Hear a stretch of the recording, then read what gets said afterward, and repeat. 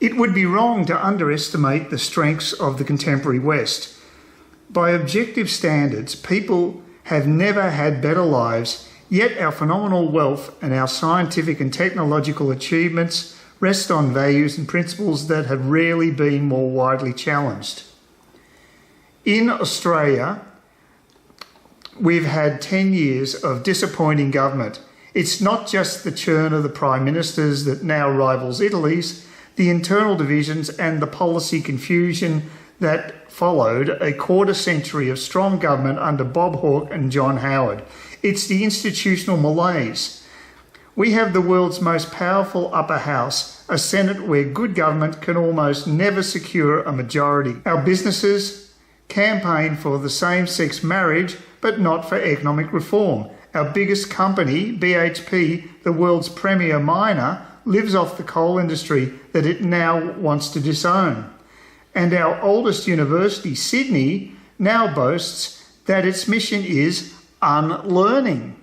Of course, to be an Australian is still to have won the lottery of life, and there's yet no better place to live and work. But there's a nagging sense that we're letting ourselves down and failing to reach anything like our full potential. Everywhere, there's a breakdown of public trust between voters and their leaders for misdiagnosing problems, for making excuses about who's to blame, and for denying the damage that's been done. There's no certain way to regain cultural self-confidence. The heart of any recovery, though, has to be an honest facing of the facts and an insistence upon intellectual rigour. More than ever, the challenge of leadership is to say what you mean and do what you say. The lesson I've taken from being in government and then out of it is simply to speak my mind.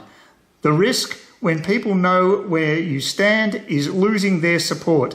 The certainty when people don't know where you stand is losing their respect. Beware the pronouncement, the science is settled.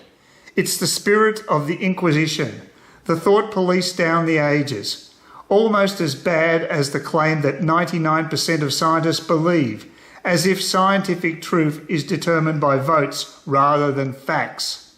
There are laws of physics, there are objective facts, there are moral and ethical truths, but there is almost nothing important where no further inquiry is needed.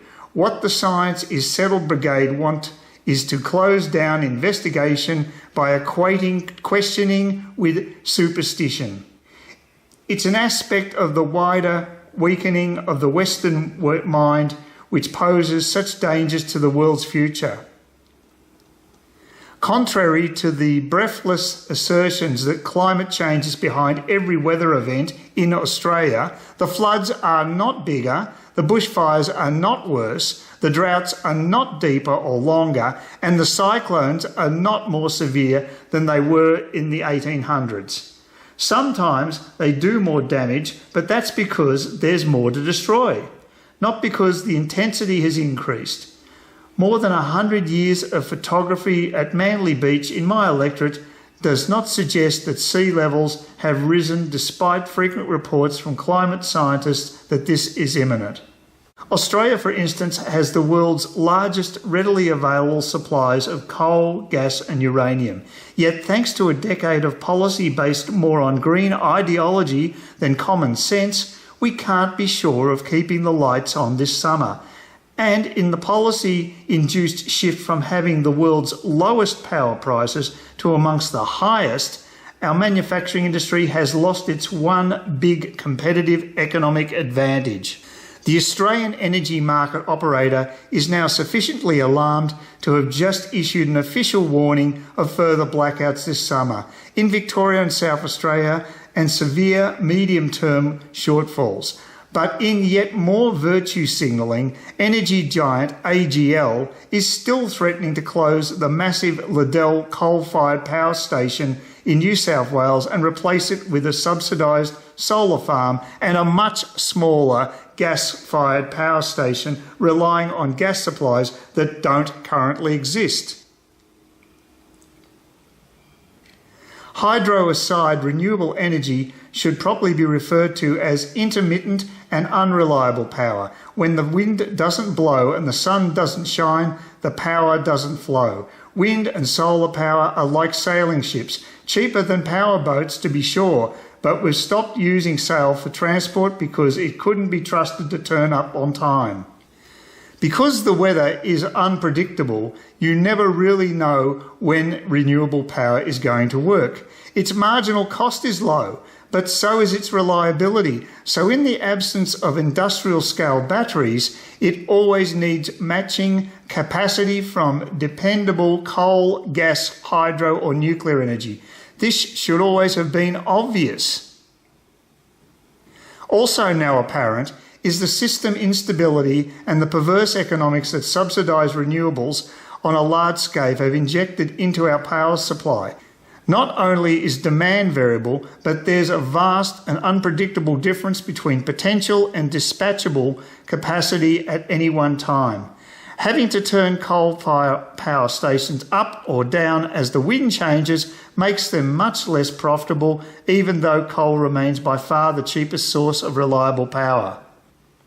A market that's driven by subsidies rather than by economics always fails. Subsidies begets subsidy until the system collapses into absurdity. In Australia's case, having subsidised renewables allegedly to save the planet, we're now faced with subsidising coal just to keep the lights on. We have got ourselves into this mess because successive federal governments have tried to reduce emissions rather than to ensure reliable and affordable power. Because rather than give farmers a fairer return, state governments have given in to green lobbyists and banned or heavily restricted gas exploration and extraction. And because shareholder activists have scared power companies out of new investment in fossil fuel power generation, even though you can't run a modern economy without it. In the short term, to avoid blackouts, we have to get mothballed or underutilised gas back into the system.